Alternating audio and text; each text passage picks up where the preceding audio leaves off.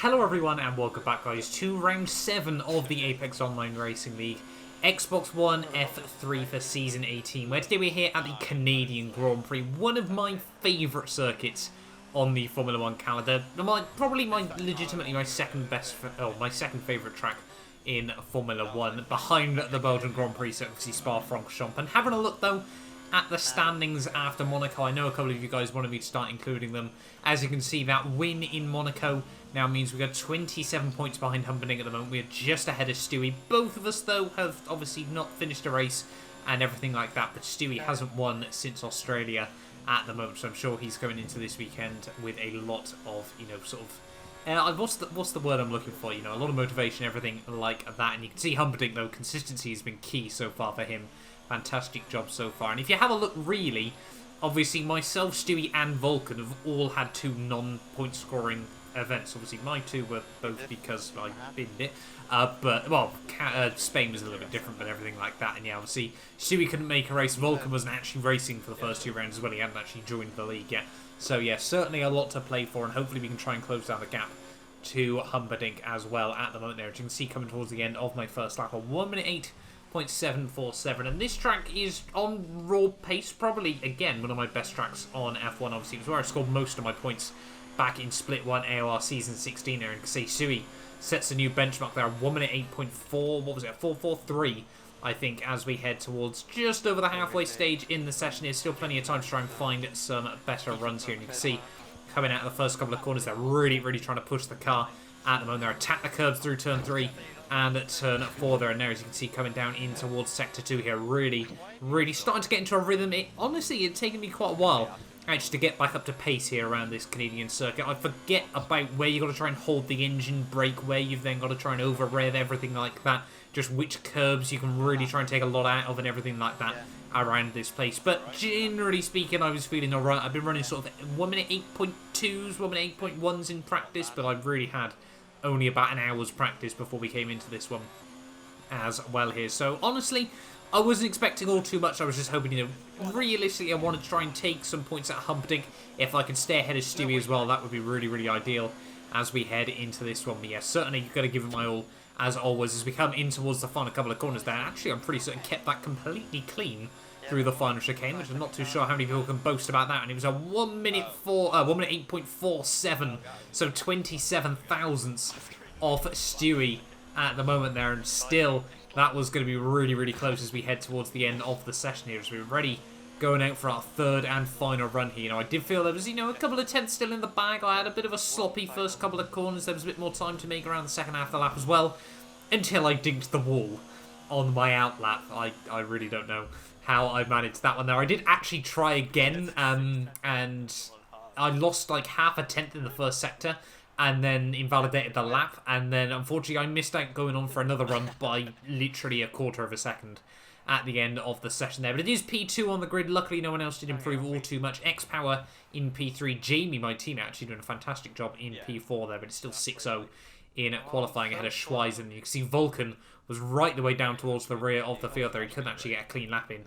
He got one clean lap in, which was really just sort of a banker lap, sort of 6 seconds off the pace, so that was really not ideal for him. But coming into this Grand Prix, though, we had a little bit of a, not really a trick up our sleeves, but we certainly had an aim in this Grand Prix. A lot of people were talking, obviously, the 2-stop was the way to go, but it was looking like a soft, medium Grand Prix. So we were going to try and take the gamble and go soft, medium, soft here. Really try and take the, the soft compound tyres at the start of the race a couple of laps longer, if we could make it work there. And, realistically, most people coming in lap 6, lap 7.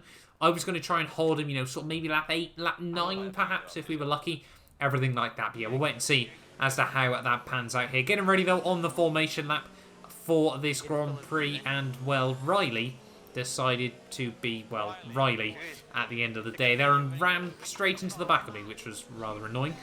So we both got put back on the grid there. But hopefully, I was a little bit anxious. Perhaps the cold tyres were going to kind of screw us both over here. But hopefully that's not going to be too bad there. And apologies as well that I accidentally left party chatting. I was trying to sort out my Astros, and, well, that sort of happened. So hopefully I'll try and get that fixed for the next one here. But we are then ready on the grid for the Canadian Grand Prix. Last couple of cars slotted into position. It's P2 on the grid, once again starting on the front row here. And the lights are coming on now then. It's 5 lights for the Canadian Grand Prix. And it is 5 lights and away we go then. Ready here in Montreal there. And actually getting off to one of my better starts so far of the season here. Right around the outside of Stewie as we head in towards turn 1 there. And Stewie, he clearly wasn't planning on me holding the nose up the inside there. I must admit it probably got a little bit late in the end. But I mean, we spoke after the race and it didn't really do anything to either of us there. So I mean, we'll take that at the end of the day there. Through the next chicane though, you can see Stewie not quite getting the run there. Actually losing a little bit on the entry there. So we're going to go full send up the inside through the second part of, or through the next chicane there. Slam the door shut on the X there. I don't think he was going to be able to get the momentum off the corner anyway there. And yeah, really happy with that one. We now move ourselves up into the lead of the Canadian Grand Prix here. And I knew I had to be aggressive off the start because Stewie, you know, his pace is really strong in the opening stages of Grand Prix. I don't know what it is, but since sort of F1 2017, I've always really struggled to try and get the tyres working, get everything operating nice and sensibly. Either overheat them or just don't quite get the temps in to the tyres here. So over the next couple of laps, then we were trying to build up, you know, we were trying to create a little bit of a gap if it did open up. But really, Stu was in the slipstream. There was nothing we could really do at the moment there. And I'm not even going to try and fight him as we head down in towards the final chicane there. You can see he just gets right around the outside, actually cuts the final chicane there. And you've really got to be careful about track limits around this place. And yeah, we do hold on at the moment there. Back into P2 of the Grand Prix there. X-Power already dropping back just a little bit at the moment there. You can see 1.5 seconds back. And 1 lap later, though, we would try to return the favour to Stewie as well here. You can see back in the DRS, everything like that. But maybe have a look up the inside in towards the final chicane. Yeah, we're going to be able to have a look. And yeah, hopefully Stewie's not really going to try and fight it all too much there. We do actually run very deep through the final chicane. Somehow get away with no warning there. But we do hold on to the lead, though. Stewie, though, having a look up the inside in towards turn 1 there. We have got the DRS in defence there. And Stewie can't make it work this time around there as my teammate Jamie actually dives it into the pit lane very early on in this Grand Prix here. So at the moment we were holding on to the lead, and now we really did want to try and settle down into a bit of a pace window at the moment. You know, there's a lot of respect between myself and Stewie, so we certainly weren't going to try and trip over each other too much. You know, we're both at the moment trying to take points at Humperdinck once again. So yeah, hopefully we can just try and continue on there. And you can see the end of lap 6 though, Stewie actually dives it into the pit lane for his first stop of the Grand Prix though. That meant obviously X-Power and myself were still out. We would actually take it all the way to the end of lap 9 here. I'm pretty certain we were one of the, if not the, you know, longest runner on a set of the soft compound tyres here. We actually had LCR Ben and WOR Jinx who were trying to hold it out and go for the one-stop Grand Prix here, and it was honestly quite tight between the two strategies. Personally speaking, I always try and favour track position now, especially, you know, since Spain and things like that. I try to favour track position more and, you know, try and make the alternate strategy work if we can. But I mean, most people have sort of decided on this 2-stop, so we're certainly going to try and stick with it throughout the entirety of this Grand Prix. And now I need to be careful on this set of the mediums there. I actually had to do a front wing change as well because I picked up a bit of damage. So we were definitely going to be a bit further back here, but now theoretically we should basically be quicker throughout the next 25 laps of this Grand Prix there. Luckily as well, we got around the outside of Schweiz as we head through the first couple of corners there. But yeah, we sort of, you know, lost a bit of time over 3-4 laps in the opening stint to really, you know, have the advantage throughout this entire medium stint. And then also, obviously, onto a set of softs towards the end of the Grand Prix. That was the aim, so we were definitely going to be taking out some time there as well. So we really did want to try and make this strategy work. You can see over the next few laps, though, trying to avoid getting caught out by too many cars around us. You know, a lot of drivers still making their first pit stop of the day. You know, a couple of guys on the mediums here. You can see Joker now just in front of us. Not too sure what that line was through the chicane there. And again, not too sure what that line is on the X there. He's going to completely wallop the wall as we head out onto this short back straightaway here. And surely, well, I mean, we saw the debris coming off the Force India's front wing there. Then, well, in the wall again, we're going to be able to get up the inside. And hopefully Joker's not going to try and fight this. No, he does. I was honestly worried that he was going to try and keep the nose up the inside in towards the hairpin there. But we do hold on, and now back up into P4 of this Grand Prix. So X-Power have been able to make the undercut. Stewie obviously been able to make quite a big undercut, but obviously a lot of that time did come from our front wing change as well here, so we had lost a bit of time with that. But like I said, I mean, we weren't too worried at the moment. We had 25 laps. I mean, we're just trying to inch closer to these guys once again in this Grand Prix there. And you can see, have a look at the end of lap 12. We do set the fastest lap of the race as well. There are 1 minute 11.831 there, so quite happy with that one here. And yeah, at the moment, I was really just trying to play a momentum-based game as we set, you know, another fastest lap a couple of laps later here. And we were just slowly but surely, you know, we were focusing on our own race at the moment there. And you can see by lap 18 we had slowly but surely crept up towards X-Power here, and you can see going for a bit of a half-hearted attempt down at the hairpin there. We don't quite get the run on the exit there, but we should have the DRS nonetheless, and hopefully X-Power isn't going to try and fight this too much. I mean, we've been taking a good few tenths out of him every single lap at the moment there, and with the slipstream, with the DRS, everything like that, not really much he's going to be able to do. We do slam the doorstep quite aggressively on him as we head in towards the final chicane, but wanted to get back towards the racing line, not cost each of us any sort of time in this race there. And yeah, back up into P2 of this race, and now the gap to Stewie was all the way down to about 3.5 seconds here, so we have taken a good sort of 6-7 seconds out of him over the course of this stint. So really, really happy with the progress that we were making at the moment here, and more importantly at the moment as well, penalties were starting to come into effect as well. So I knew Stewie, he had, I think, already 3 seconds worth of time penalties in this Grand Prix, and so I think by the end he would actually have 6 seconds worth of pens in this race here. So we were really, really focused on our own race at the moment, just trying to close down that gap, you know, bit by bit at the moment. We weren't really too worried about trying to make, you know, sort of huge gains here and there, and you can see by the end of lap 20, Stu would dive it in for his second and hopefully final pit stop of the Grand Prix here, unless something crazy happens towards the end of this race here. But X-Power with the slipstream was really, really being able to keep up at the moment, you know, being sort of carried along with that DRS until he'd dive it into the pit lane a couple of laps late here, and I had to include this at the moment there. Not too sure what happened to Kez, not too sure why he dumped it on the racing line there and decided to retire at that moment, but yeah, that was a little bit annoying in this Grand Prix there. Quite a scary moment in this race. And as we head towards the end though of lap 23 here, this was where the race took a dramatic turn. Jamie, unfortunately the host, actually disconnected here, and that would bring out the safety car in this Grand Prix. And at the moment I was sort of umming and ahhing whether this was ideal for us. I mean, we'd be able to, you know, pit onto a set of the soft compound tyres, but I mean, we were only going to be going another lap, so we definitely had some pace anyway to try and get back up towards Stewie.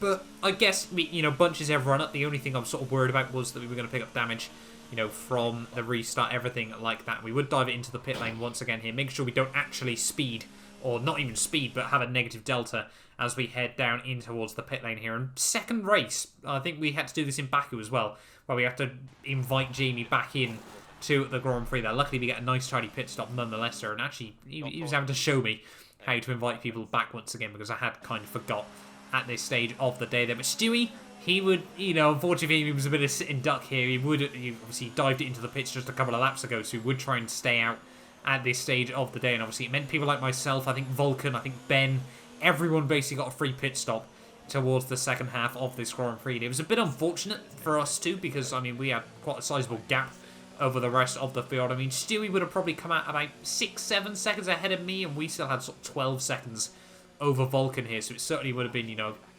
unless something went catastrophically, well, yeah, just really badly wrong for the pair of us, which I don't think, I would like to think wouldn't have happened, you know, certainly unless it was out of our control. I don't think we would have really done anything, you know, to each other in this Grand Prix. But that did mean the end of lap 26, the safety car would be coming in. We have got a 9-lap sprint to the end of the Grand Prix here, and I know I do need to play this sensibly at the moment. You know, we know the DRS is super effective. We know we've got the tyre advantage, everything like that. Vulcan, rather surprisingly, actually stayed on another set of the medium compound tyres, so he didn't have the confidence to try and take a set of softs to the end here, and they should be able to last pretty well. It might just be the last couple of laps it gets a little bit scary here, but yeah, you can see safety car restart though, and we would just sit behind Stewie until the DRS was coming back into effect here. And you can see this was what I was really trying to do here. You can see lap 29 now, the DRS have been reactivated. Stewie, I was going to try and claim the DRS on him and then go full send down in towards the hairpin there. Luckily, we actually had sort of a fair opportunity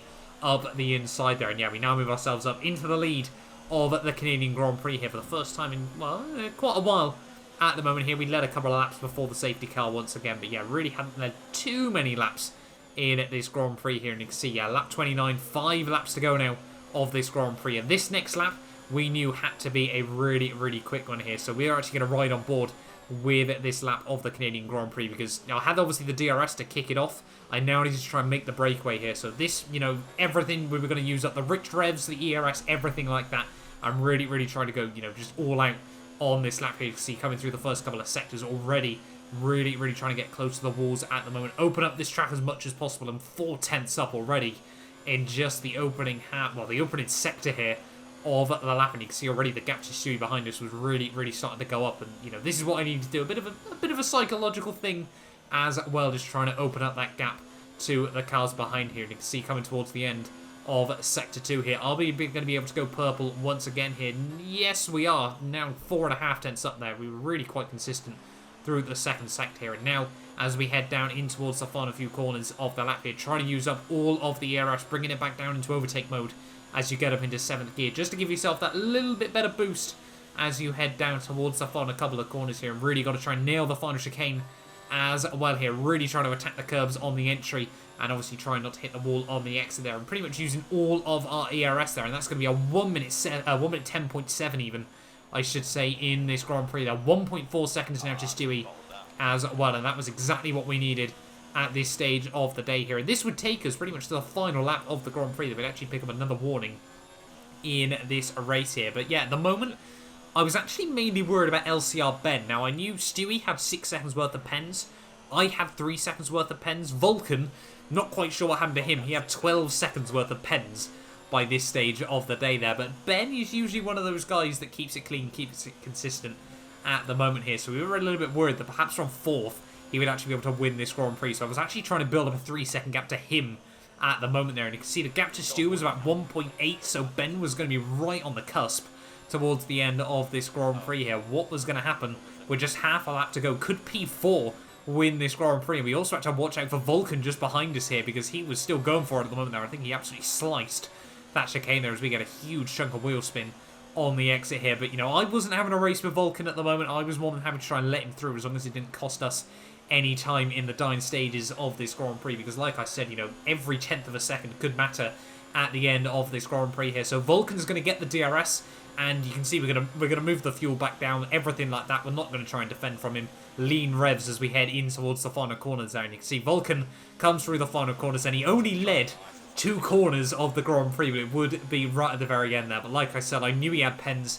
I wasn't worried about that there. And luckily for me, Ben did also have a 3-second time penalty at the end of the Grand Prix there, which meant that we have held on back-to-back race victories here in AOR. And you can see Stewie did hold on to P2 in the end there, so it was quite nice for us to. I mean, it was probably going to be 1-2 for us to anyway. It was just a case of what order we were going to be in there. And yeah, Stewie does hold on to P2 there. Ben in P3. Vulcan still just holding on to P4 there. I had a constant Ryan at the end of the day there. But yeah, really, really happy with that. Back-to-back race victories, 3 wins in the last 4 means we've taken a lot of points out of Humperdinck as well there, considering obviously we've got the fastest lap of the Grand Prix, and that is certainly a sight that I'm happy to see. The Rich Energy Haas car on the top step once again. It's like what I always wanted from career mode at the end of the day. But yeah, really, really happy with that result there, and able to, you know, happy to win at one of my favourite tracks on the F1 calendar as well. Really does mean that we can try and carry a lot of momentum in towards the next couple of rounds here. We obviously still going to be behind Humperdinck, but we've definitely taken out some good points from him. It would just be a case of seeing how the penalties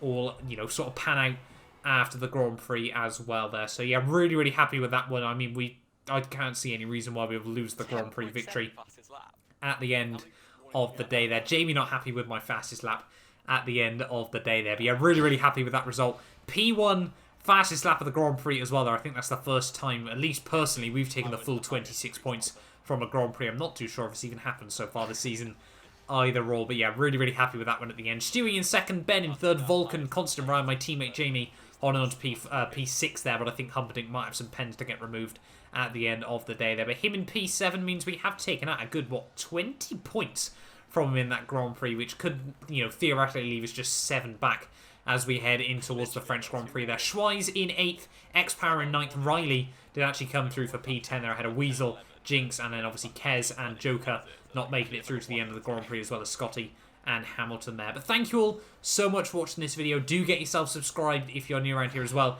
and you do want to see more content from the channel. But yeah, that'll do us then for this week's Grand Prix. Hopefully, I will see you guys next time out for the French Grand Prix. Not my best track on the calendar, but hopefully we can still have a good race.